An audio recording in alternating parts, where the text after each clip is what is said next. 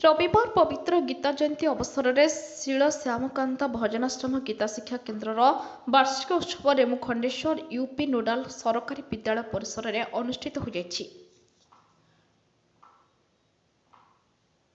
उक्त उत्सव में अवसर प्राप्त प्रधान शिक्षक श्रीजुक्त गंगाधर पात्र सभापतित्व करथिबा बेले मुख्य अतिथि भावे प्रोफेसर श्रीजुक्त दिव्येन्दु कुमार गिरी मुख्य वक्ता, पंडित श्रीजुक्त राधाकृष्ण पंडा सम्मानित अतिथि, शिक्षक श्रीजुक्त रवीन्द्र कुमार पंडा, समाजसेवी श्रीजुक्त शिवानंद दास अधिकारी, प्रधान शिक्षयित्री श्रीमती अंजना मिश्र आदि बहु मान्यगण्य व्यक्ति तथा पिलांक अभिभावक जोग देथिले। प्रथमे पंडा सारंक द्वारा प्रथम वार्षिक और द्वितीय वार्षिक शिक्षार्थी 100 मार्क संभालित गीता विषयक परीक्षा माध्यम कृति पिलांकु बछा जाई श्रीमद् भगवत गीता को पूजा करा जाई सभा कार्य आरंभ करा जायतिला। समवेत भावे गीतार द्वादश अध्याय और जगन्नाथाष्टक गान करा जायतिला। सभारे समस्ते गीतार महत्व महिमा तथा जीवन में गीतार आवश्यकता विषय वर्णना करथिले। गीता जीवन को संयमी, समाज को स्वच्छता, पूर्व पुरुष को ऊर्ध्व गति कराइबार मार्ग बोली पंडित सार पिलामानंकु कहिथिले। शेषरे शिक्षा केन्द्र शिक्षक श्रीजुक्त रमानाथ दास धन्यवाद अर्पण करथिले। विशाखा बेहेरा और शुभम दास अधिकारी प्रथम स्थान में उत्तीर्ण होइतिबा बेले शुभस्मिता प्रधान द्वितीय और शुभश्री दास और श्रीतम प्रधान तृतीय स्थान में उत्तीर्ण होई पुरस्कृत होइतिले। कुमार गिरी प्राध्यापक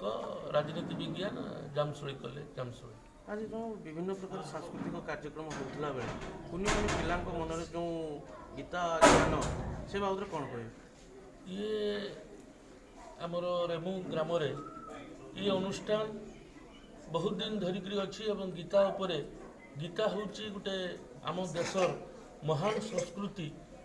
ये महान संस्कृति गोटे सूचना दिए परिचय दिए। तेणु जो गीता आमको शिखाए बंचीबा जीवन और निराट सत कथा शिखाए एवं गीतार जो चारिटा स्तंभ जो करुणा, सत्यवादिता, संयमता, दयालु भाव ये भाव जागृत करने रेमु ग्राम निरंतर भाव ये अनुष्ठान माध्यम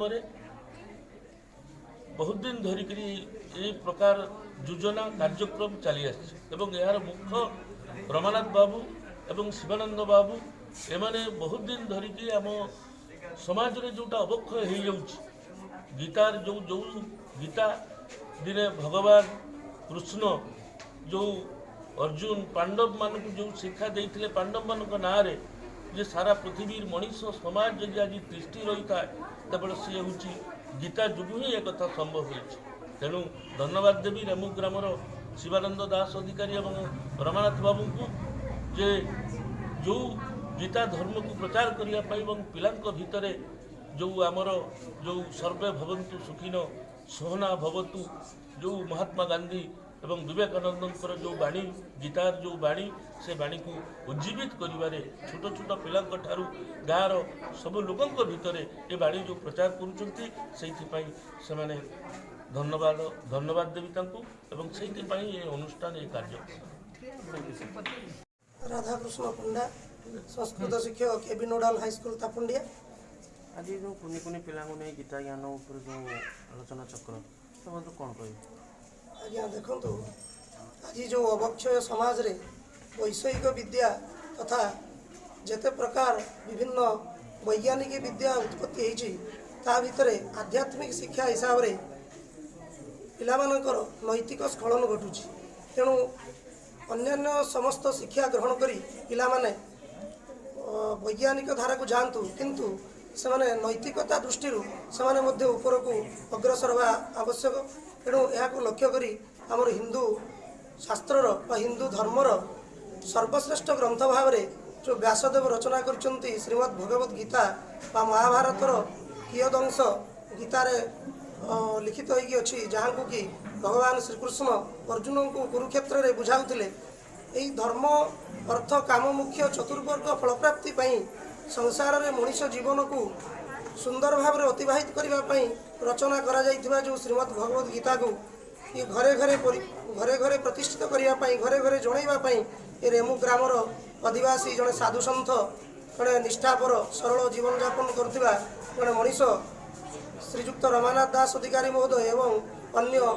शुभेच्छु बंधु आध्यात्मिक बंधु से केतेक चेष्टा करिसेंती कुनी कुनी पिलांक भितरे नैतिकता सृष्टि करिया पई आध्यात्मिक शिक्षा ज्ञान उदय करिया पई तेणु सेमानकु धन्यवाद देवी एवं ये अंचलर ये ग्राम लोकंकर समस्तंकर कल्याण करिया पई से जत्पर नास्ति चेष्टा करिसेंती तथा 2 वर्ष धरी ये गीता प्रवचन दवा गीता पारायण करवा पिलांकु विभिन्न अध्याय श्लोक शिखा एवं तांको मध्यरे स्वल्प परीक्षा करी तांकु उत्साहित करने किसी पुरस्कार व्यवस्था करिसेंती तेणु आज गीता जयंती अवसर में समस्त विश्वर वासी मानू यही संवाद देवाई चाहूँगी कि समस्ते घरे घरे गीता को